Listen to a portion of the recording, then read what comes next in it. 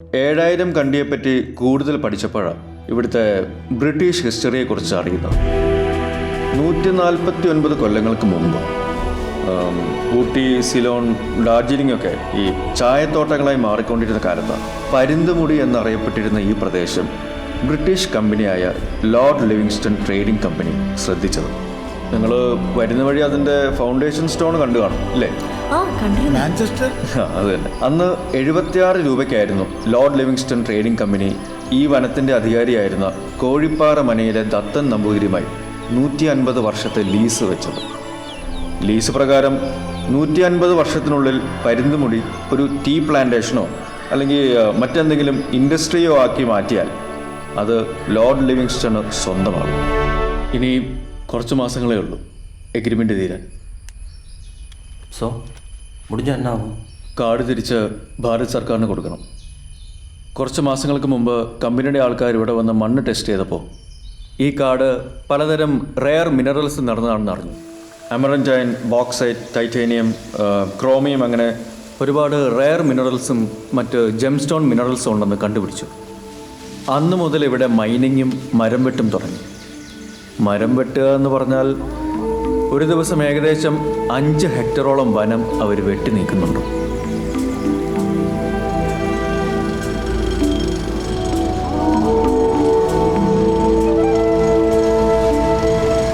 അതിനെക്കുറിച്ച് കൂടുതൽ അറിയാനാണ് ഞാൻ സുപ്രീം കോർട്ടിലെ എൻവയൺമെൻറ്റ് ഇഷ്യൂസ് ലോയർ വേണുഗോപാലിനെ കാണാൻ പോയത്. അദ്ദേഹം പറഞ്ഞാണ് ഞാൻ ലീസ് എഗ്രിമെൻറ്റിൻ്റെ ചില ഹിഡൻ ക്ലോസസിനെ കുറിച്ച് അറിയുന്നത്. 150 കൊല്ലങ്ങൾ കൊണ്ട് പരുന്തുമുടി ഒരു പ്ലാന്റേഷൻ അല്ലെങ്കിൽ ഒരു ഇൻഡസ്ട്രിയൽ ഏരിയ ആക്കിയാൽ ഒരു 350 കൊല്ലം കൂടെ ലീസ് നീട്ടി കിട്ടും. ഓ, അത് ശരി. അതിനുള്ള ഓട്ടപ്പാച്ചില്ല ഈ കോൺട്രാക്ടേഴ്സ്. ഓ, അതാണ് വരുമ്പോൾ பார்த்தேன் ലോറിയിൽ മരത്ത് വെട്ടി എടുത്തിട്ട് പോണത്. But why are we here man? 7000 കണ്ടിക്ക് വേണ്ടി.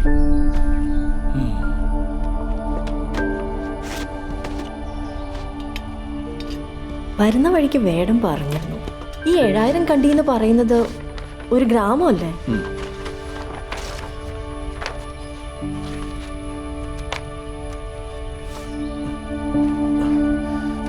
ഓക്കെ, 2-3 നൂറ്റാണ്ടുകൾക്ക് മുമ്പ് 2 നാട്ടുരാജ്യങ്ങൾ തമ്മിൽ 18 വർഷത്തോളം നീണ്ടു നിന്നൊരു യുദ്ധമുണ്ടായിരുന്നു. ഇവിടെയാണ് നിങ്ങൾ കണ്ട ലോർഡ് ലിവിങ്സ്റ്റൺ എന്ന ബാനർ. അന്നത്തെ അടുത്തടുത്ത 2 നാട്ടുരാജ്യങ്ങളായിരുന്നു സിംഗാന ഗൗളയും കോണച്ചേരി നാടും. ഈ നാട്ടുരാജ്യങ്ങൾ തമ്മിൽ കുറേ കാലം നീണ്ടു നിന്ന യുദ്ധത്തിലായിരുന്നു. എല്ലാ തരത്തിലും നാശം മാത്രം ഉണ്ടാക്കിയ ഒരു യുദ്ധം. നാട്ടുരാജാക്കന്മാരായ തിമ്മസാര അധിപനും വീരരായ ഉദയനും മണ്ണിനും ഭൂമിക്കും അരുവിക്കും വേണ്ടി പോരാടി.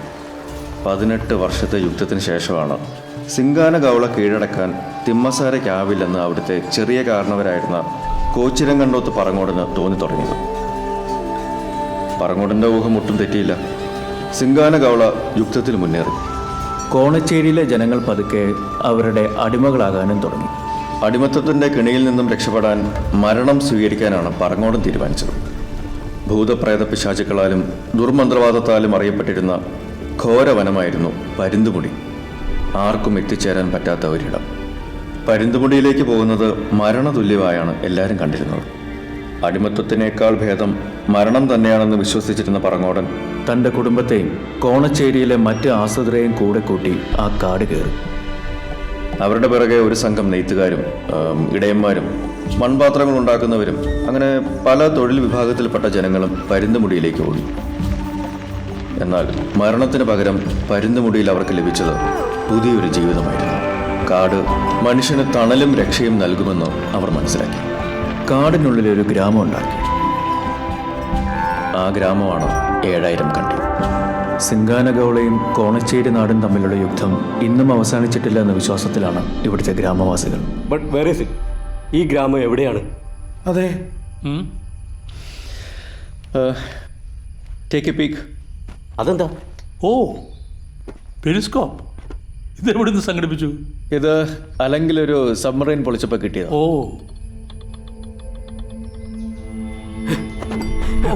ഇയാള് എന്താ അത്?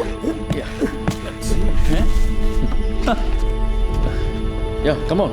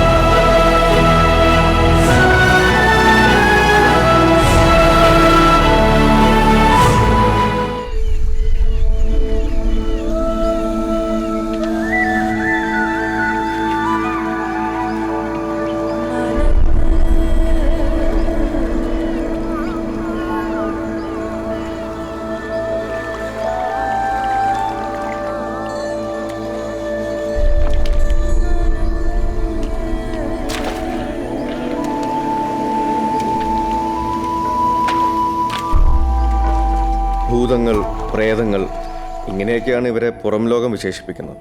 സത്യം പറഞ്ഞാൽ ഇവരതൊന്നുമല്ല. പ്രകൃതിയോട് അതിയായ സ്നേഹവും സദാസമയം ജാഗ്രതയും എന്തിനോടും പേടിയുമുള്ള നിഷ്കളങ്കരായ കുറേ പേർ. പക്ഷേ നമ്മുടെ ഇടയിൽ കാണുന്ന പല നെഗറ്റീവ്സും ഇവരുടെ ഇടയിലും ഉണ്ട്. ആയുധു, ഭേട്ട, തർലേർ, ഇവരെയാണ് ഇവിടെ ഏറ്റവും കീഴ്ജാതിയായി കണക്കാക്കുന്നത്. അവരാണ് പക്ഷേ ഈ ഗ്രാമത്തിൻ്റെ ഷിയർ എക്സിസ്റ്റൻസ്, ഈ ഗ്രാമത്തിൻ്റെ വിശപ്പകറ്റുന്നവർ. അതാ മീൻ പിടിക്കുന്ന കണ്ടോ, അവരാണ് തർലേർ. നായാട്ട് ഒരു ഭേട്ട. ഗ്രാമം സംരക്ഷിക്കുന്നതും ഈ ജാതിപ്പെട്ടവരാണ്. ആഹാ, ഈ സ്പീക്കേഴ്സിൽ അവരുടെ ശബ്ദം കേൾക്കാം അല്ലേ? അതല്ല ടെക്നോളജി. അവരെ അറിയാതെ ഞാൻ പല സ്ഥലങ്ങളിലും മൈക്രോഫോൺസ് വെച്ചിട്ടുണ്ട്. அவங்க வெப்பன்ஸ்லாம் பார்த்தா ரொம்ப ஆதி காலத்து ஆயுதம் மாதிரி இருக்கு. സാം, അതിന് വെപ്പൺസ് ഇവരിപ്പോഴും ഹണ്ടിങ്ങിന് മാത്രമേ ഉപയോഗിക്കൂ. ഒരു ശത്രു രാജ്യമൊന്നുമില്ലല്ലോ ഇവർക്ക് യുദ്ധം ചെയ്യാൻ. അതുകൊണ്ട് അവരുടെ വെപ്പൺസിനൊന്നും വലിയ മാറ്റം വന്നിട്ടില്ല. இதை பார்த்தா டார்சன் காமிக் படிக்கிற மாதிரி இருக்கு. So flexible. ഇന്ന് വരെ ഇവരാരും മരത്തിൽ നിന്ന് വീണതായിട്ടും പരിക്ക് പറ്റിയതായിട്ടും ഞാൻ കണ്ടിട്ടില്ല. അവരുടെ കുടുംബത്തിൻ്റെ ഒരു ഭാഗമാണ് ഈ മരങ്ങൾ.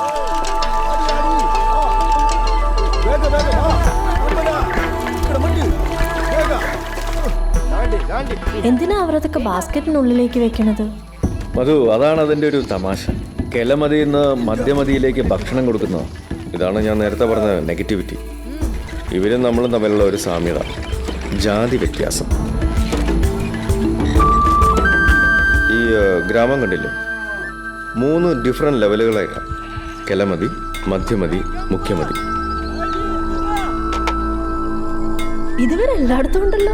എവിടെ ഞാൻ നോക്കട്ടെ.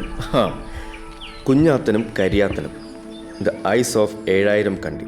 ഞാനിവിടെ വന്ന കാലം തൊട്ട് അവരെന്നെ ഇതേമാതിരി നോക്കിയിരിക്കുക.